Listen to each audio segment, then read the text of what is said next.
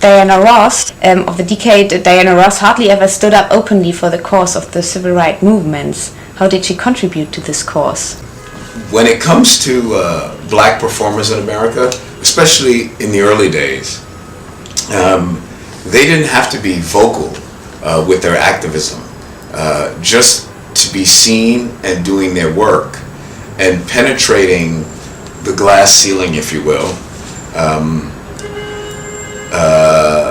they were able to become symbols of advancement. And that's sometimes good enough. Sometimes you don't have to be openly political. You just have to be successful. You have to be a voice, and people start to identify. It's a very powerful statement for a young person coming up, and they don't know how to get out of their situation. And that's why they get so inspired by sports people.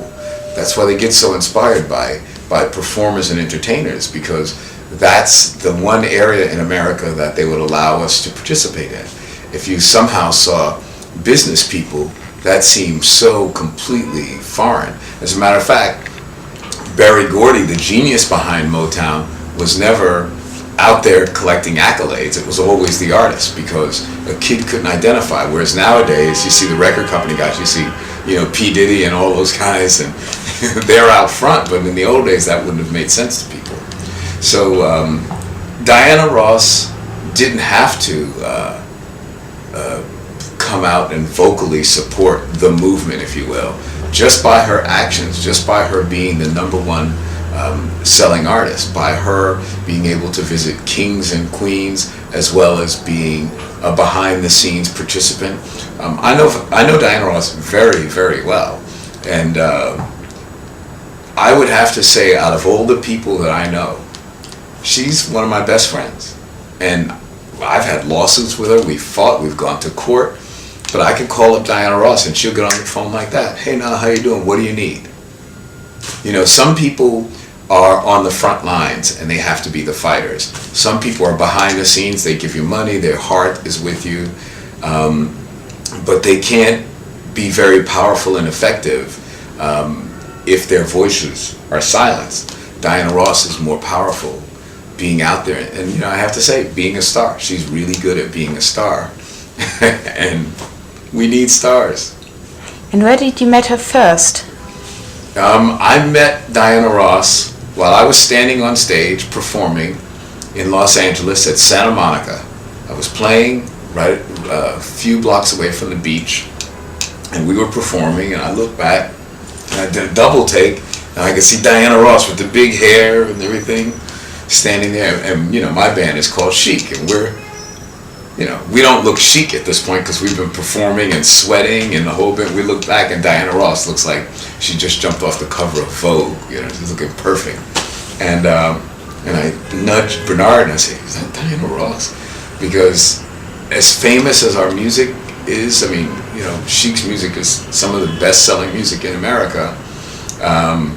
But we were never stars. We were very laid-back people, so we never hung out with the stars and all that sort of thing, because we worked. We were in the studio all the time. We, every day, and it was just not our personality. We weren't glamorous guys, So to see Diana Ross standing on stage looking at us perform was the biggest shock of our lives, because stars didn't come to visit us unless they were performing. If we were playing with Marvin Gaye, he would be standing on a stage, but stars didn't come and hang out with us.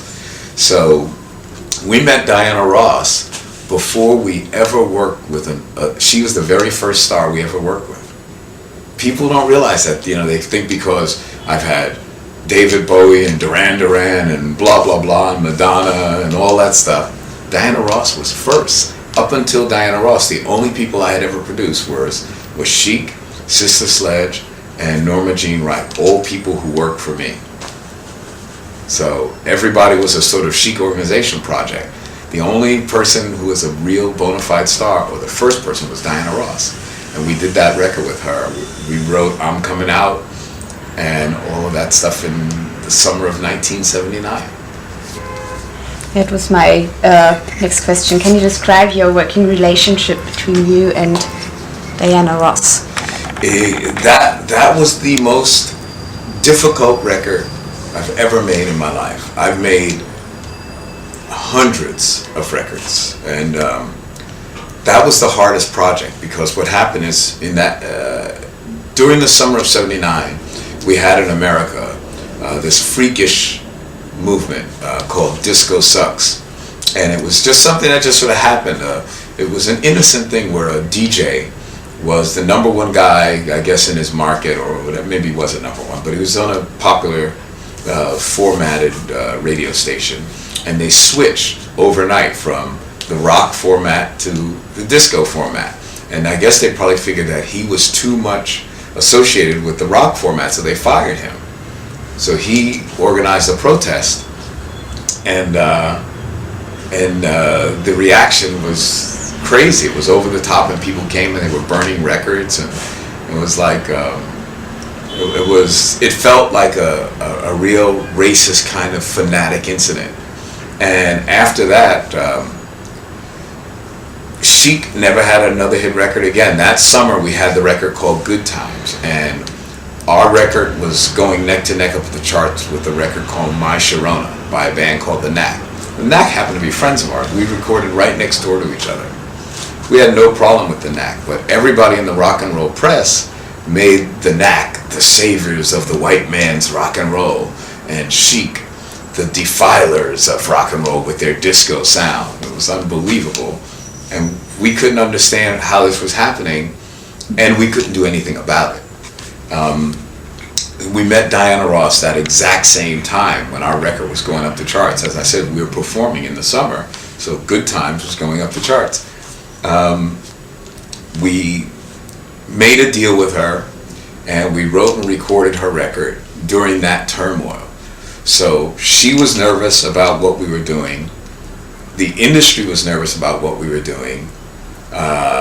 Chic, as a band, we never had another hit record again, but as an organization, we went on to do even better. And by the time I met Diana, I think I'd already had at least 7 or 8, or I don't even know how many platinum singles. And Le Freak is the biggest selling record in Atlantic history. It's their only triple platinum record, which in America is 6 million. So that I met her at the most difficult part of our lives. And because we had just finished the album with Sister Sledge, we were the kind of people that when we make records, we're very focused, and we're not dictators, but we're very serious about our artistic integrity.